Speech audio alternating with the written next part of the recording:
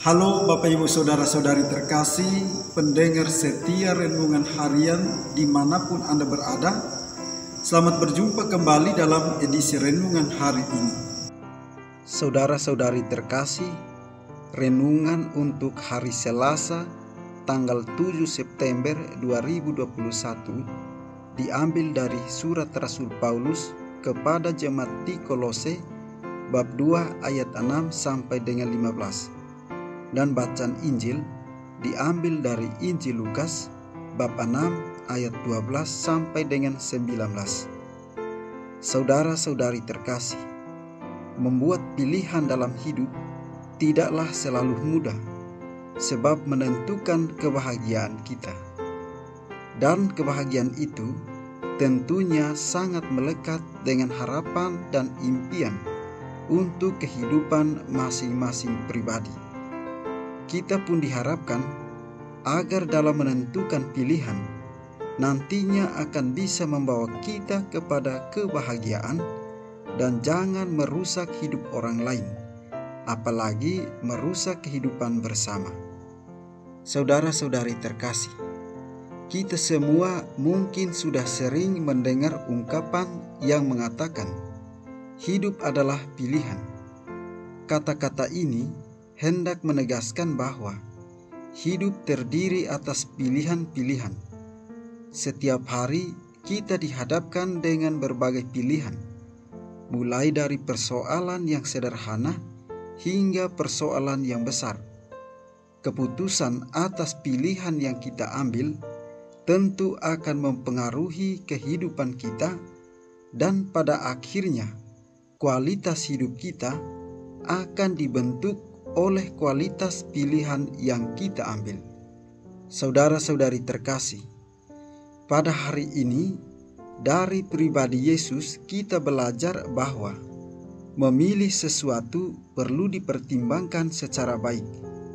Hal ini mengandaikan adanya kerja akal budi, dalam arti menggunakan akal budi untuk mempertimbangkan segala konsekuensi atas pilihan yang ditetapkan dan sikap atau tindakan yang akan kita ambil.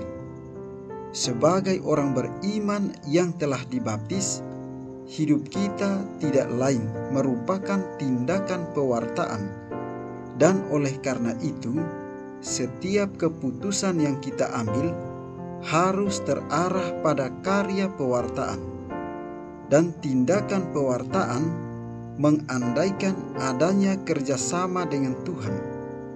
Karena itu, keterlibatan Tuhan menjadi penting, sebab keputusan yang baik adalah keputusan yang seturut dengan kehendak Tuhan.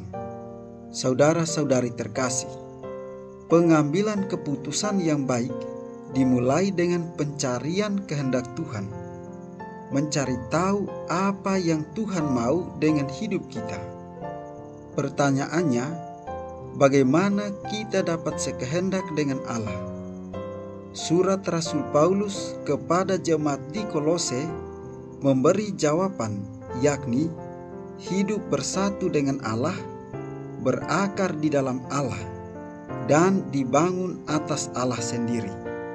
Secara singkat, hal ini dapat dimengerti dengan penyerahan diri secara total kepada Allah dan menjadikan Allah sebagai sumber dan puncak hidup kita, sehingga kehidupan kita selalu terarah pada kehendak-Nya. Saudara-saudari terkasih, keterlibatan Allah dalam pengambilan keputusan membuat kita tidak jatuh dalam kesesatan dan kekeliruan, sebagaimana yang disebut oleh Rasul Paulus sebagai filsafat kosong dan palsu. Keterlibatan Allah membuat kita sadar bahwa kita telah dipilih dari dunia dan ditetapkan agar pergi dan berbuah, dan kita menyadari bahwa seluruh hidup kita adalah tindakan pewartaan.